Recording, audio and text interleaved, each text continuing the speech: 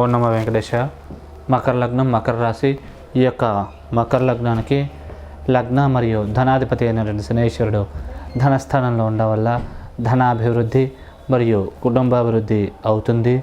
అలాగే భూస్థానాన్ని శనేశ్వరుడు చూడడం వల్ల భూములు, స్థిరాస్తులు వాటి యొక్క విలువ పెరగడం, సుఖ సంతోషాభివృద్ధి మరియు తల్లికి ఆరోగ్యం మెరుగుపడడం ఇట్లాంటి శుభకరమైన పరిణామాలు జరిగే అవకాశం ఉంది.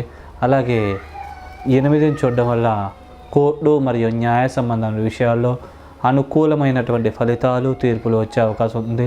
సంఘంలో పేరు ప్రతిష్టలు, గౌరవ మర్యాదలు, కీర్తి, పలుకుబడి ఇట్లాంటివి బాగా పెరిగే అవకాశాలు ఎక్కువగా ఉన్నాయి. అలాగే ఏ పని చేసినా దానికి తగ్గ గుర్తింపు బాగా లభించే అవకాశం ఉంది.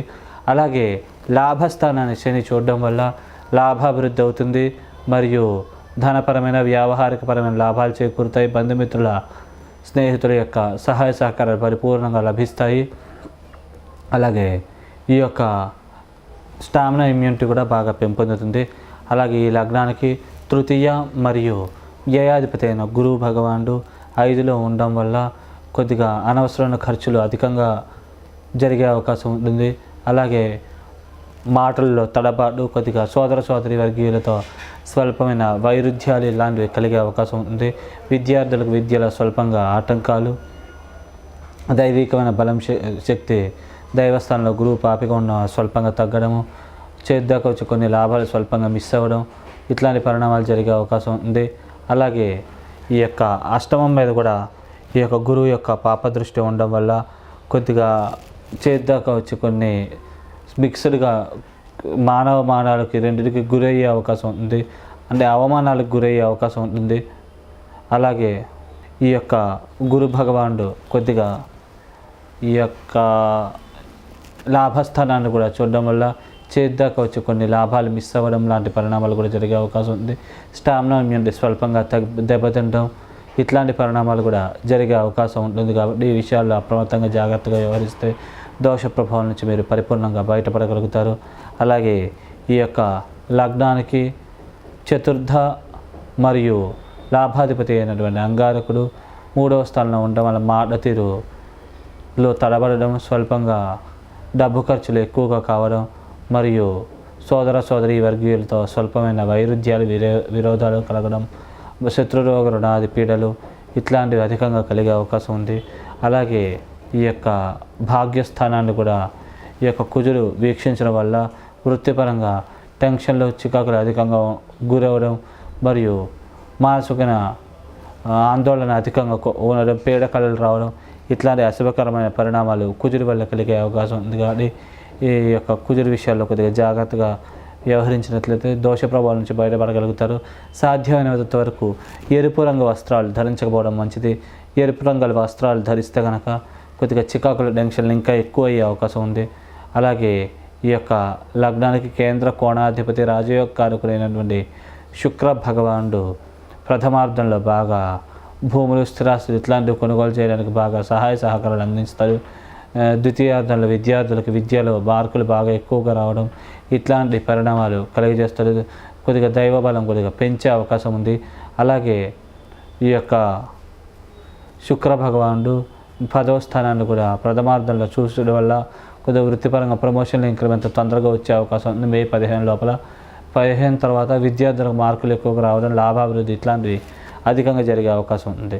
అలాగే ఈ యొక్క లగ్నానికి షష్ఠ మరియు భాగ్యాధిపతి అయినటువంటి బుధ భగవానుడు యోగించే మంచి లాభిస్తాడు, మంచి శుభ పరిణామాలను కలగజేస్తాడు. 4లో ఉండడం వల్ల భూముల, స్థిరాస్తులు వాటి యొక్క విలువ పెరుగుతుంది. అలాగే వృత్తిపరంగా ప్రమోషన్లు, ఇంక్రిమెంట్లు తొందరగా లభిస్తాయి. శత్రురోగ రుణాది పిల్లలు చాలా తక్కువగా ఉంటాయి. లోన్లు తొందరగా మంజూరు అవుతాయి. మీకు ఏమైనా డబ్బులు లభ్యమవ్వాలన్నా ఈ సమయంలో కొద్దిగా వచ్చే అవకాశం ఉంది. ముఖ్యంగా బుద్ధ దశలు, అంతర్దశలు నడిచినట్లయితే ప్రభావాలు ఇంకా ఎక్కువగా ఉంటాయి. అలాగే సేవింగ్స్ పెరుగుతాయి మరియు అనుకోని విధంగా కొద్దిగా అదృష్టం కలిసి వచ్చి మీరు అనుకున్న పనులన్నీ కూడా సకాలంలో నెరవేరే అవకాశం ఉంది. కాబట్టి ఈ సమయాన్ని మీరు సద్వినియోగం చేసుకుంటే మంచిది. అలాగే ఈ యొక్క లగ్నానికి సప్తమాధిపతి అయిన చంద్రుడు పాపి కాబట్టి ఎక్కడ ఉంటే అక్కడ నుంచి పరిపూర్ణమైన అశుభకరమైన ఫలితాలని, అమంగళకరమైన ఫలితాలను ఇచ్చే అవకాశం ఉంది. కాబట్టి కొద్దిగా చంద్రదశలు అంతర్దశలు నడిచినట్లయితే తగు జాగ్రత్తలు తీసుకుని వాళ్ళు తడబాటు లేకుండా తీసుకోగలుగుతారు. మరియు పెద్దవాళ్ళ యొక్క సహాయ సహకారాలు తీసుకోవడం వల్ల, సలహాలు సంప్రదింపులు చేసినట్లయితే ఈ యొక్క దోష ప్రభావం నుంచి కొద్దిగా బయటపడగలిగే అవకాశం ఉంటుంది. అలాగే ఈ యొక్క లగ్నానికి అష్టమాధిపతి అయిన సూర్యభగవానుడు మీకు మిశ్రమ ఫలితాలను ఇస్తారు కాబట్టి సూర్యుడు దశలు అంతర్దశలు నడిచినట్లయితే కొద్దిగా జాగ్రత్తగా అప్రమత్తంగా వ్యవహరించాలి. లేకుంటే సమస్యలు ఇబ్బందులు తలెత్తే అవకాశం ఉంది కాబట్టి కొద్దిగా జాగ్రత్తగా ఉంటే మంచిది.